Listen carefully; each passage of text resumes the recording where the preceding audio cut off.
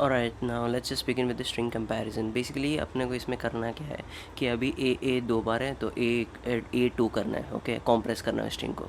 And B अभी कितने बार है, दो बार है, तो उसको भी बी टू करना है। सी कितने बार है, तीन बार है, ओके। एंड अगर समझो एक ही है तो ए वन करने से अच्छा क्या है, मतलब ए वन करोगे तो क्या उल्टा तुम इंक्रीज़ कर रहे हो, मतलब दो कैरेक्टर हो ना, A and one, instead of that. तो अगर एक ही है तो एक ए इतना ही चाहिए अपने को। फॉर एग्जांपल अभी यहाँ पे भी रहेगा, देखो, हाँ, ए सिंगल टाइम में तो यहाँ पे ए ही रहेगा, एंड बी 12 बार है तो 12 1 2, okay. This is simple sum. अब इसका मैंने जुगाड़ से किया है इसको solve, so I will tell you how exactly I have solved this.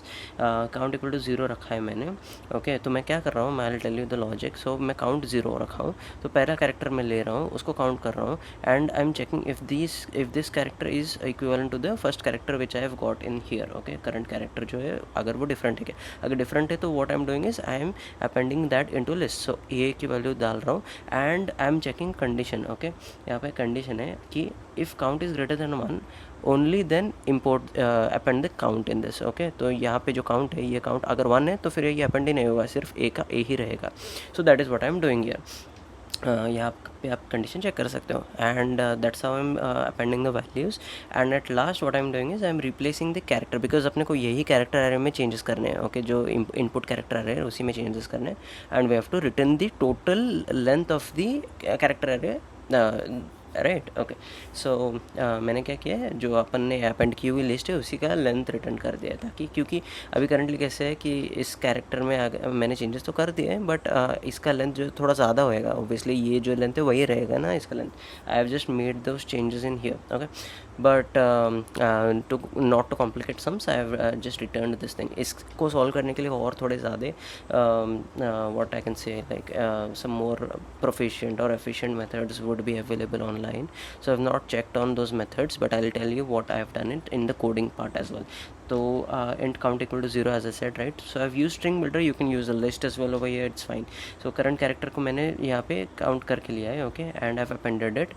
तो उसके बाद मैं क्या कर रहा हूँ कि एक लिस्ट चला रहा हूँ, एक लूप चला रहा हूँ, और all towards the list, and then I'm checking the current character is equivalent to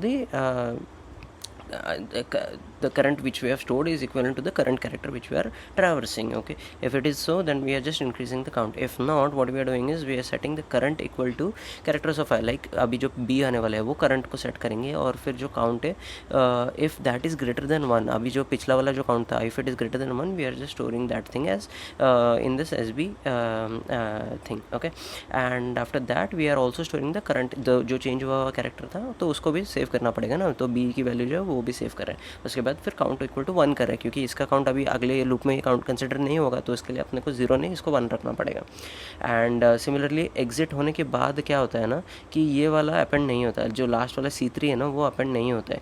तो उसके लिए अपने को अलग से क्या करना पड़ेगा कि काउंट वाला जो है, क्योंकि ये लिस्ट एक कम इटरेशन तक चलती है, तो लास्ट वाला चेक नहीं होता है कंडीशन, तो इसके लिए अपन अलग से क्या करते हैं, if count is greater than 1 we just append that thing, that's it, okay. And ये इसको प्रिंट करने की ज़रूरत नहीं, you can comment this thing down, and that's it for this sum. Thank you.